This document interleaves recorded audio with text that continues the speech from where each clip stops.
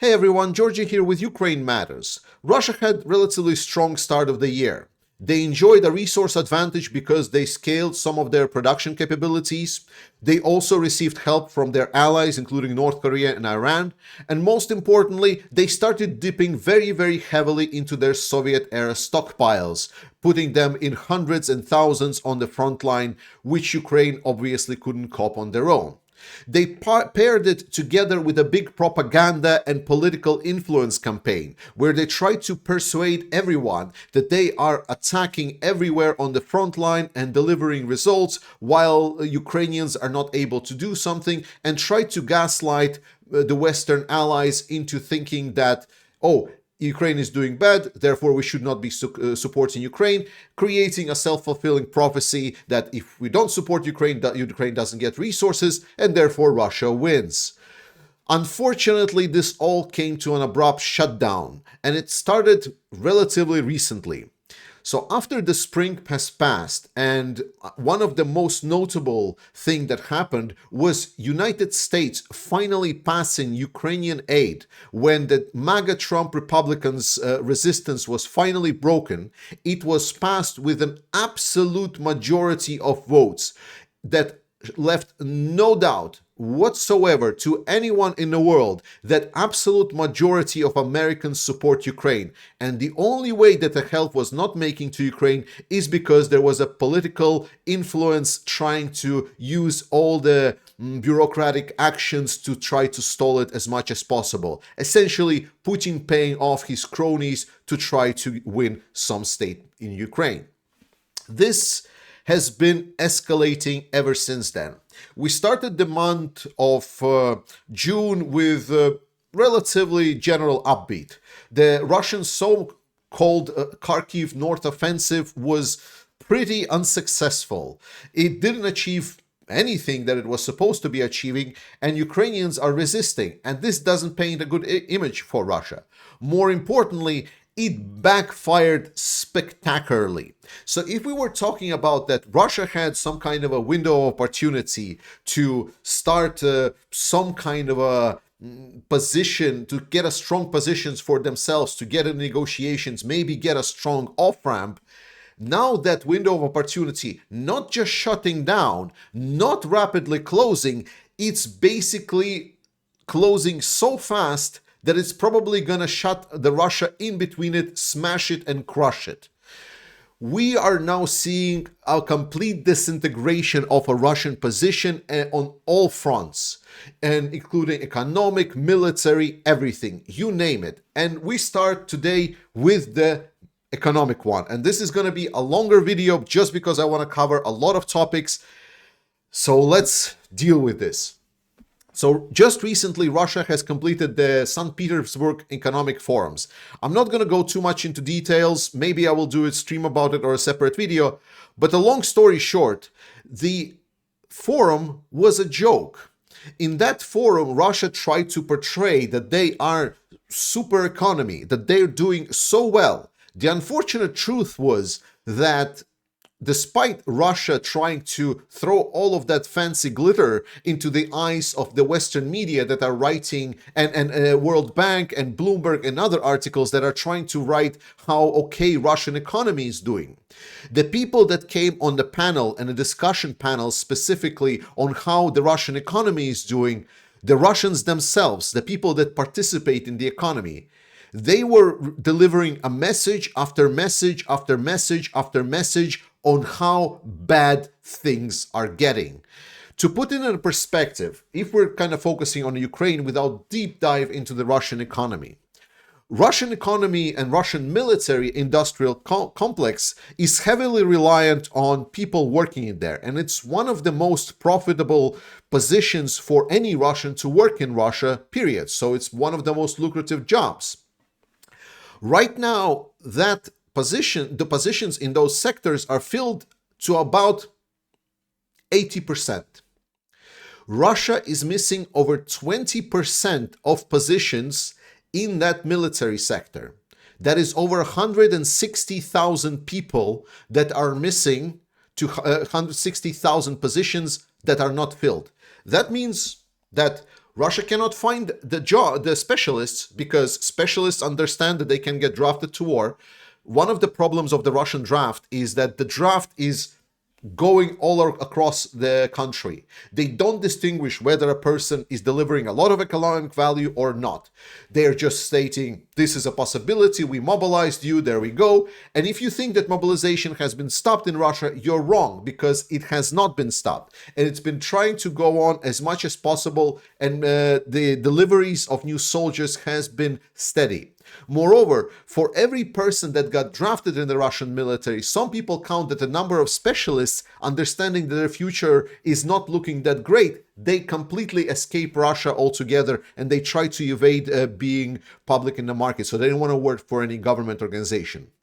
So that means only one thing. For the last 6+ months, we've been seeing that the Russian military industrial sector has been plateauing. Russia cannot produce more. And when we're stating produce, we're actually not just stating that Russia is producing military equipment, we're stating that Russia is struggling to even repair the existing Soviet equipment. If they would start producing equipment, the results would be even more pitiful because of all of the sanctions and trading restrictions that Russia is having. The St. Petersburg Economic Forum was a complete failure, most notably because the Russian Central Bank president came out with a message stating that everything is bad, whatever good things we were hoping for, they're not there, and we're looking into a very negative scenario starting this second part of this year and the next year and so on. We're expecting serious problems. The key date to look out for this is 26th of July, where we will see that if Russian central bank will additionally raise the interest rate. That will basically mean that the inflation that Russians are trying to stop so incredibly will just continue rising, and everything in Russia will become more and more expensive. And Putin is not taking it well. Putin is now entering the third stage of the acceptance of inevitability, or stages of grief, or however you want to treat it. If first he started with a denial, stating that everything is going according to plan, like whatever was around the Kyiv operation was just a fluke, Ukrainians are all gonna be destroyed anyway, Russian army gonna win, Slava Russia, obviously. Then his position shifted a little bit during with the times, and then he became very, very angry. He started threatening NATO. He started sending out notes to everyone saying he's going to nuke this, nuke that, everyone. And we already seen in the last couple of months that all this nuke rhetoric has been going down to none. Like, there was no accepting ears to fall on. That even despite Putin promising to nuke everyone, allies still allowed to strike Russian territory with NATO equipment. It's just a pure understanding of our own red lines. Any red lines, any rhetoric that Russia was putting there out front was us driving our own red lines, being afraid of a shadow, of imaginary vision of a Russian. Whereas we on this channel has been always stating that Russia is using everything that it has. Russia cannot escalate any further. And every time that we supposedly, as what always called in the media, additional escalation, the response from Russia was just a silent fart in the wind. And now Putin is getting into the negotiation stage. Now he says he doesn't need Kyiv anymore. Now he says that Ukrainian army should just get out of the territories that Russia acknowledged their own, including the territories that Russia is not present at all there. He's also basically begging, stating that in the case of a negotiated solution, all of the sanctions should be lifted off Russia.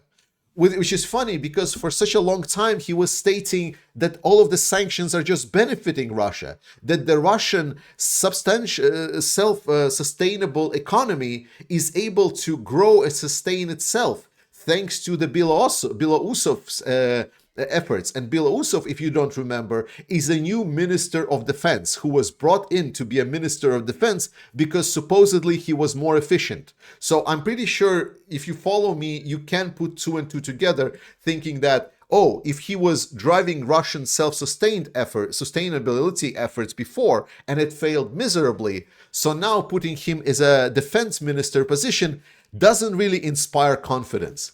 But the point is that no one should ever now listen to the Putin's words. If any media is still taking these words somewhat seriously, is putting some kind of ambiguous statements about Putin proposing some kind of negotiations, they are idiots. They are completely dumb. No one should ever listen to what Putin says. He is becoming irrelevant with every second. He is not defining anything, because the only thing, again, who was defining how this resolution of this invasion will happen was us ourselves. We were drawing the lines our own.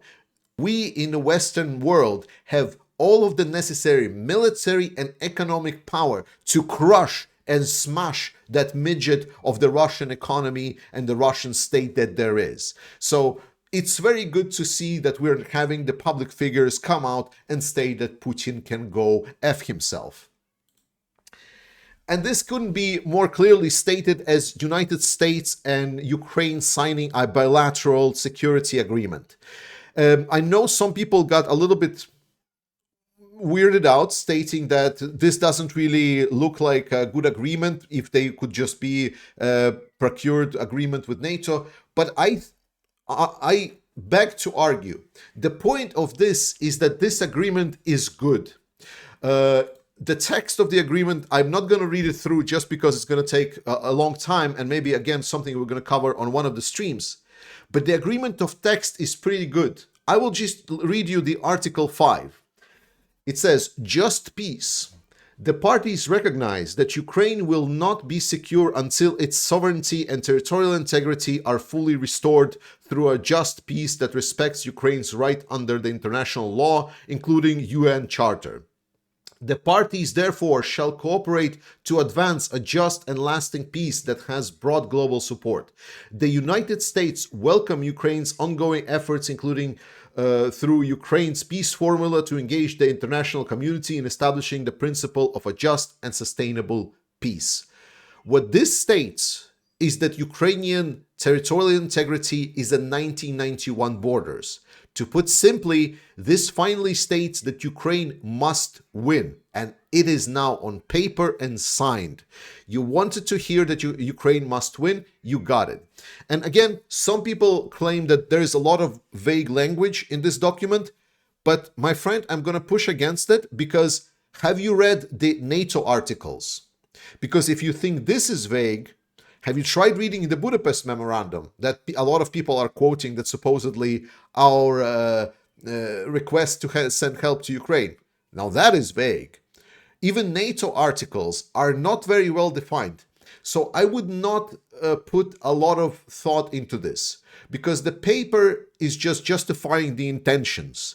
And we're seeing that the tensions are there. And it's going to be a justification for sending additional help to Ukraine if there is a political will. That's why it's so crucial to vote Biden at this November elections in US. This is a long-term guarantee that the war that Ukraine is now suffering from is going to end in one way and one way only: victory of Ukraine on the position of Ukraine. Additionally, the other countries are also supporting Ukraine. Ukraine is continuously signing agreements with bilaterally with other countries that all over the world. And if majority of NATO allies have a direct military defense agreement with Ukraine, that is as halfway to NATO as it can get. And it's very great to see that Japan is participating in this. And I welcome Japan. And I want to say huge thanks to the people of Japan to continuously supporting Ukraine. Additional political win for Ukraine is a peace formula. Something that was supposed to be watered down, that supposedly there's going to be just a couple of articles left of the initial presentation of Zelensky's peace formula, since then got a lot of world push. And now the peace formula looks really good for Ukraine. Moreover, with US and other allies in the recent couple of days showing strong support for Ukraine, now 92 countries, including Saudi Arabia, which is relevant because of the failure of the OPEC Plus. So Russia is in this OPEC Plus group, which is like a mafia group where they try to control the prices of oil. So it's the countries that are producing a lot of oil. And if these countries, the cartel, would release a lot of oil right away, it would drop the prices of oil and everyone would get less profits. So they try to agree and sometimes reduce how much oil is being released to the world market to try to raise the prices of oil, and sometimes try to release more to make sure the price of oil go down, and then they get profits. So it's some cartels are generally prohibited in market economies because it's an unfair advantage. However, in the world economics, this work. And the point is, a year ago, Russia really tried to ask the OPEC Plus to please stop releasing as much oil. And unfortunately for them, they got the worst scenario of all, that they reduced how much oil they're releasing to the markets, but the prices of oil never rose significantly enough. The prices of oil stayed about the same. So basically, a lot of the countries of the OPEC Plus have lost a lot of money. And now everyone is looking at Russia, and the discussions that we're hearing from there is that everyone is about to dump Russia with their plan in the coming months, and we will see potentially a lot more oil be released to the markets, dropping the price even lower and making Russia suffer even more. And this couldn't be better opportunity also to see that Saudi Arabia is joining the other 92 countries in this peace summit. And we see where China tried to derail this discussion on the peace summit to say that we have some kind of separate peace formula. They didn't succeed. So I'm really happy to see that this is ongoing, and with a strong message from the European allies and US, it's going to be a big victory for Russia. But for Russia, I mean for Ukraine. There's only loss for Russia, only terrible news, and they're not going to stop, because US has imposed sanctions on Russia, and these sanctions have been tailored, absolutely precisely tailored to strike Russia where it hurts.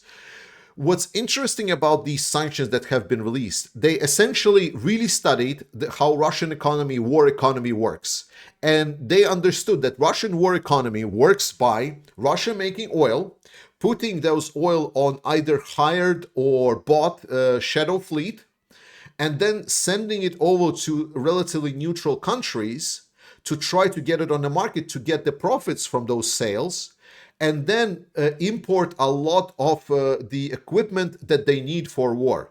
And essentially what US did is, rather than just striking Russia, which they did by hitting their Moscow Stock Exchange, prohibiting the trade with dollars and actually euro as well on the Moscow Stock Exchange.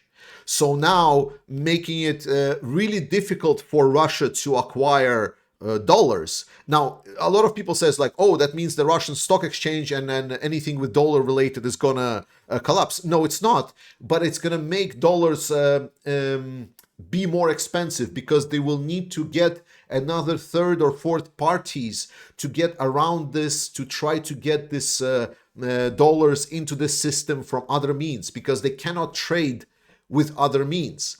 And then we get into a situation where they strike at other parties. They strike the tanker fleet, not only the tankers themselves they put now on the sanction list, they also say that they will be targeting the people that are having these shell companies all over the world. So there are, for example, people that are just names that are producing these fake companies, and they're having hundreds and thousands of different shell companies that are then just selling to the Russians, and they're just being name of the list. The point that they want to be is they want to be anonymous. They don't want to ever appear. So if now US is going to sanction these guys specifically, and essentially them being on this blacklist, it's bad for business. So they will not want to do more business with the Russians, with the shell companies.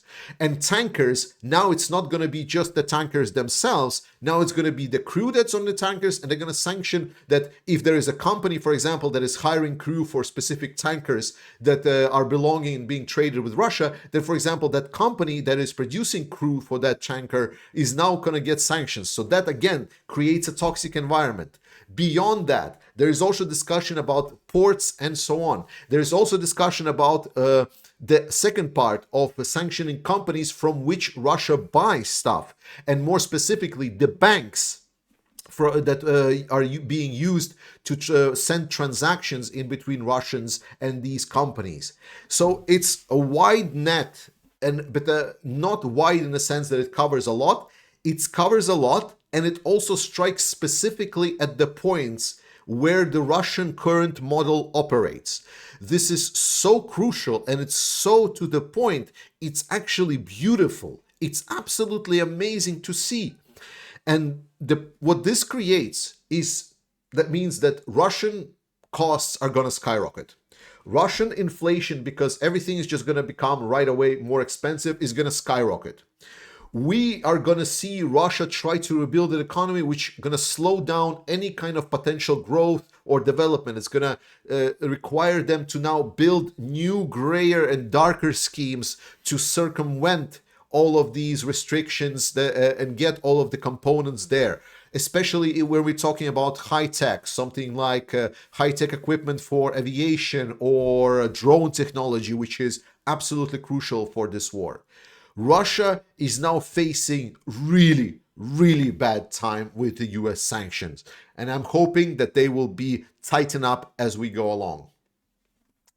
Including the Chinese banks that are now refusing to supply Russia with currency and make deals with them.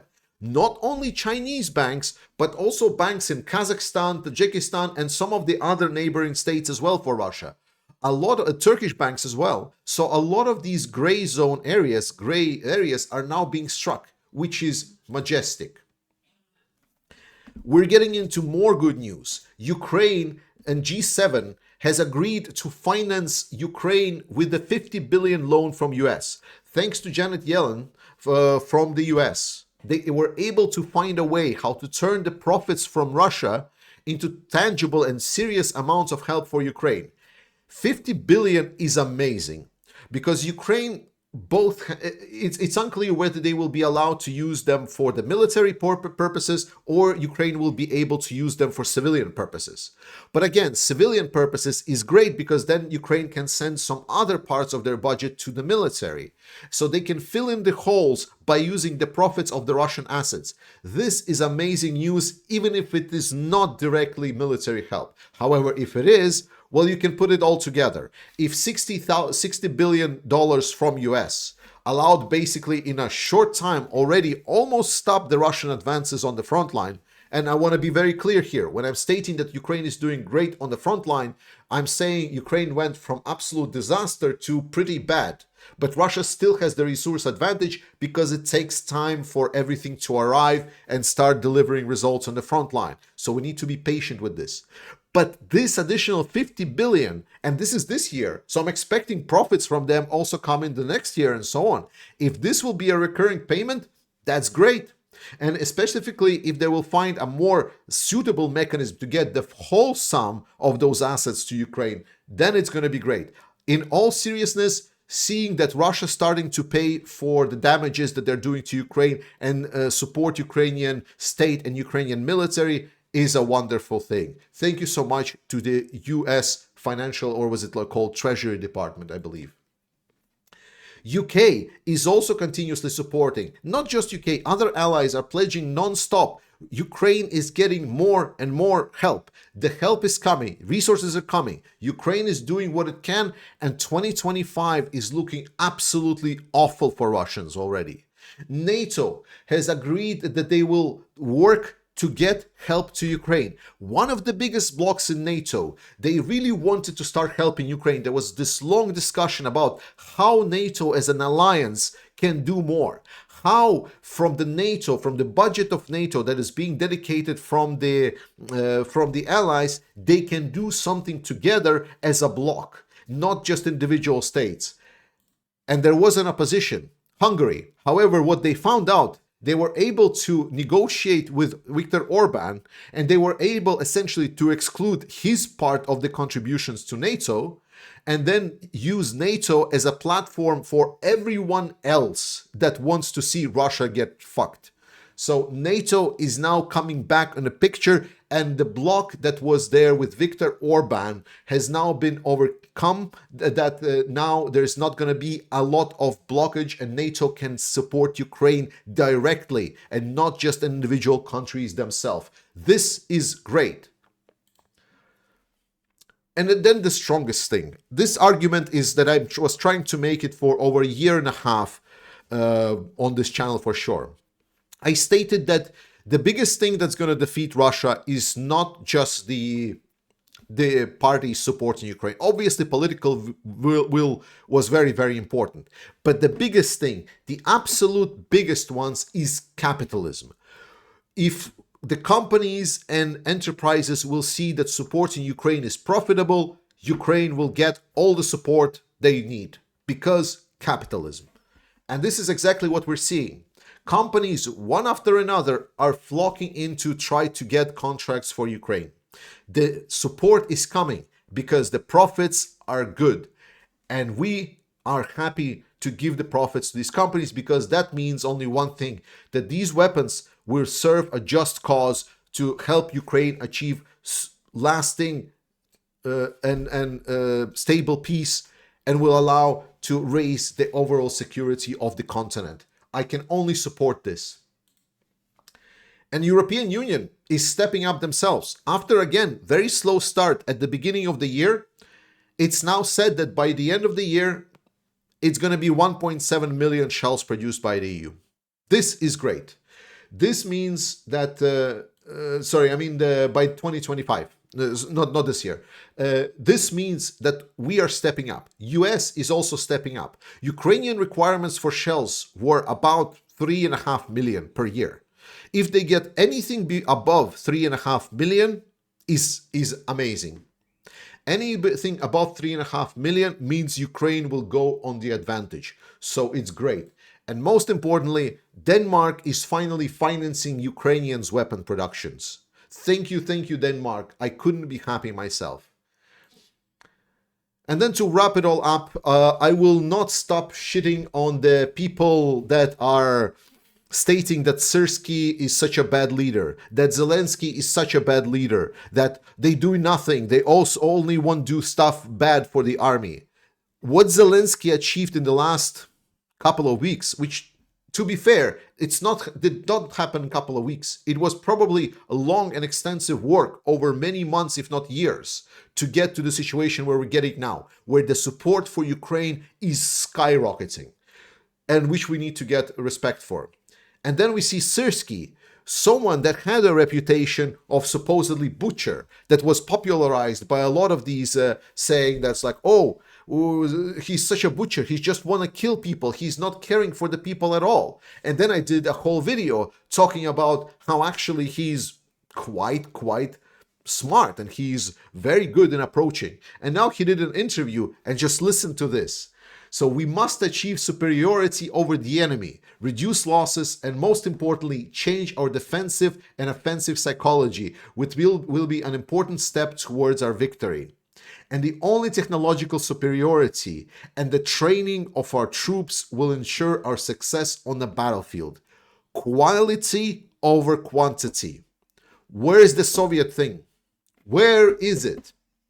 So, just to kind of additionally throw a wrench into the wheels of all of the people that are stating that Syrskyi bad, Zelensky bad. Finally, I know there has been a big talk about elections and the far-right party is winning this. And in general, I will shortly state that nothing awful happened. European Union is still staying true to Ukraine. The only couple of countries that were influenced basically are Belgium, I believe Austria, and Germany to a lesser extent, and most importantly France. Emmanuel Macron has called for snap elections, and a lot of people are worrying, thinking that it's going to replace Macron. It's not going to replace. Macron is a president, so he is still in charge of the country. What's going to happen is going to be elections for the parliament, And elections for the parliament are following a two-stage process, not a single-stage process like for European elections. And in generally, Macron is aiming and stating that that usually the far right are performing much worse on the local elections than they're performing on the European elections. So he's basically calling the bluff, doing a little bit of gamble. I am pretty sure that this is going to be fine for France, but in any case, I don't see how this will influence the support for Ukraine. It might be challenging, it might be problematic, but we need to also understand two things. First, that even the farthest far right in Europe, compared to what you have in US, would be right-wing centrist. And secondly, is that a lot of the right-wing rhetoric is mostly xenophobic towards the immigrants into Europe rather than support for Ukraine. Ukraine doesn't play as big of a role in a local politics as you might imagine. It does maybe for Central and Eastern Europe, but not as much for France. Thank you so much for watching this video. I had to drop a lot of different topics, a lot of them that happened during the last couple of weeks, and none of them are very good for Russia. But the amount of news and amount of really big topics, like any single topic we discussed could have been its own video today whatsoever. In any case, thank you so much for watching this video. I love you all. Slava Ukraini, and I'll see you next time.